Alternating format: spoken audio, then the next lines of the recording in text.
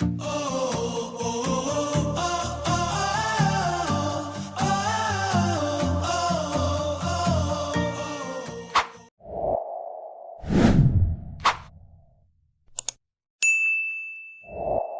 guys!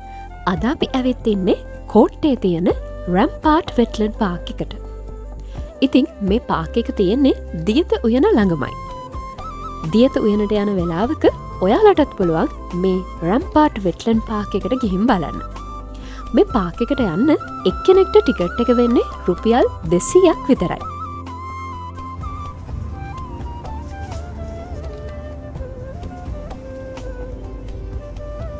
ඉතින් මේ පාකයේ ඇවිදින්න ලොකු ඉඩකඩක් නැති වුණත් ඇවිදින්න තියෙන ටිකේ ලස්සනට ඇවිදින්න හදපු ඇවිදින මං තේරුණක් තියෙනවා. ඒ වගේම තමයි මෙතන ෆොටෝස් ගන්න ෆොටෝ ලොකේෂනුත් තියෙනවා.